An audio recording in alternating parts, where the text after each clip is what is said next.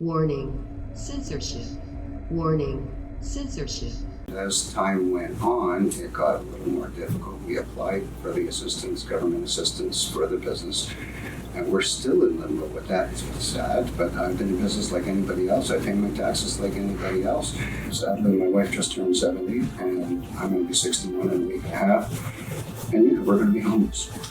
Well, it's nice we have a few good friends that have offered us somewhere to stay temporarily until we can find a place. Where we have to have an income, so it's very difficult. So I'm just grateful that we have some good people around us that can offer us to share their home with them. It is a sad situation. This isn't the only one, I'm sure. COVID has affected hundreds of thousands, if not millions of Canadians. I would agree that but for the COVID pandemic, we probably aren't in this situation. Carey, from my understanding, has never had an issue with his landlord, or other than your typical maintenance issues and things like that. But yeah, I don't think this would have ever come about if it wasn't for COVID. David Menzies for Rebel News here in Toronto. And folks, I am back at the Tiger Dragon Martial Arts Center, and I'm with Carey and Lesley Stone. You may recall their saga. We've been covering it for a few months now. Basically, the Stones have run a successful martial arts studio for 17 years now, almost 8 years at this location. Everything was going along fine, and then COVID hit. And it's not as though anyone got sick or perished coming into the studio. No, it was another manifestation of the virus, namely politicians and bureaucrats forcing people like the Stones to shut their studio down. And then suddenly, you're not worried about getting sniffles or getting very sick. You're worried about actually paying the rent. No customers means no revenue, means the rent couldn't be paid. And, Carey, that's what happened, isn't it? I mean, the landlord, once he didn't start receiving checks for you, basically being temporarily put out of business, he started to make demands that he wanted you out of here, right? Well, we actually did pay him a portion of the rent, which was legally required. And as time went on, it got a little more difficult. We applied for the assistance, government assistance for the business. And we're still in limbo with that. It's still active. We're still trying to get it. And if I may, that's a very important point. This is the reason why you haven't received this bailout money that everyone else is getting, is that through, I guess, a technical error, you failed to register this as a business. So that has to be taken care of before you get any kind of compensation. Is that correct? Well, this is one of the technicalities that they have on the books that will not allow you to collect. It's sad, but I've been in business like anybody else. I pay my taxes like anybody else. I just didn't register my business. And the key thing is, this is not only your business, it is your home. And the landlord, as you have stated, has known about that for several years and had no problem until you had to close down. You were in court recently, and I guess it was a bittersweet experience. You're staying on as the operators of this business, but as of tomorrow, you have to leave. You are essentially without a home now. That's right. Sadly, my wife just turned 70, and I'm going to be 61 in a week and a half.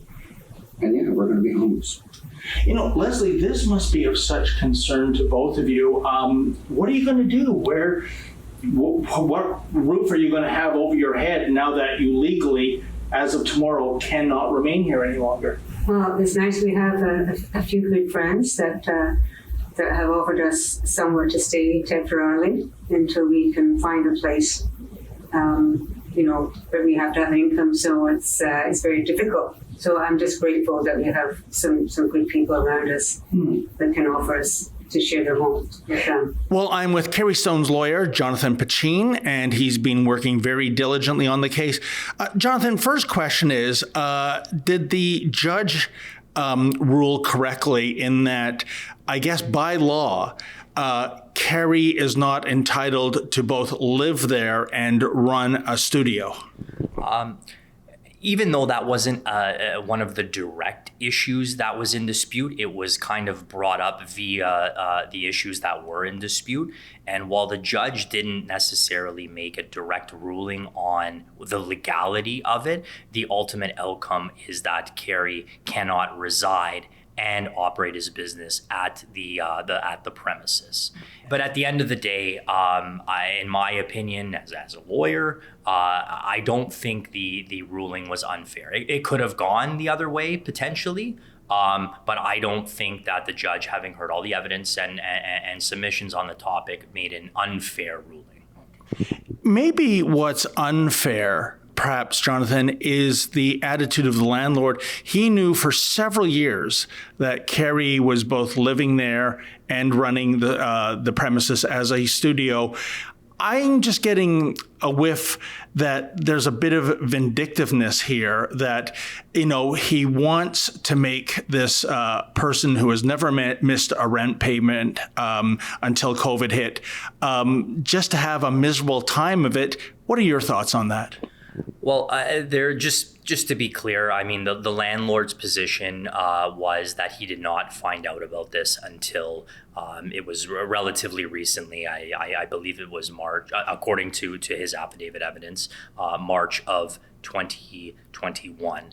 Carey maintains that the landlord has known for several years, and he's sworn evidence in this matter that's the case, and we have disputed facts here. If Carey's side of the story is correct, and the lawyer, which I believe to be true, and if that there was a finding that the landlord had known for several years, then it's arguable that the judge should have maybe taken that into consideration. The argument was raised that the landlord has waived his right to rely on that term of the lease. Unfortunately, it was, I can't say brushed aside by His Honor, but His Honor found that nothing exactly turned on that argument or didn't accept the argument one way or the other. So unfortunately, the end result, though, is that Mr. Stone can't reside at the premises anymore. And one last question, Jonathan. I think at the end of the day, what I find to be the true tragedy of this story is the fact that the Stones aren't in this predicament because of any kind of neglect or incompetence on their part. The pandemic came, the city ordered businesses shut down. There was, of course, that glitch about being a registered business in which he couldn't qualify for the federal compensation.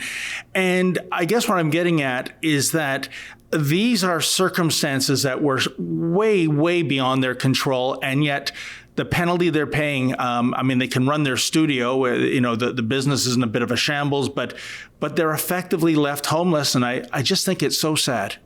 I don't disagree with your final statement there. It is a sad situation. This isn't the only one, I'm sure. COVID has affected hundreds of thousands, if not millions of Canadians.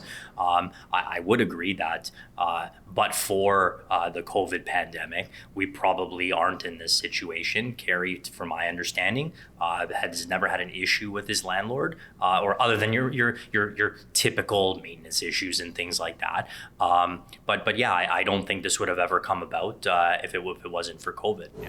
Should this studio fail after finally getting to reopen, it won't go into the books as a COVID casualty, but it should. And it's not the virus of COVID, it was the bureaucracy and the politicians that forced this business and thousands of other businesses right across our great dominion to go out of business and to ultimately fail. It's an absolute disgrace, considering these are the same elected officials and the same bureaucrats that keep parroting the hollow phrase, "We're all in this together." Absolutely shameful. For Rebel News, I'm David the Menzoid Menzies. Hey folks, the mainstream media might be cutting back its coverage during this time of COVID-19. Not us. We love to get out in the field and bring you the other side of the story, but it does come at a bit of a cost. So if you can kindly support our efforts by going to rebelfieldreports.com, that's rebelfieldreports.com. If you're able to kick in $1 or $3 as a donation, we would greatly appreciate that.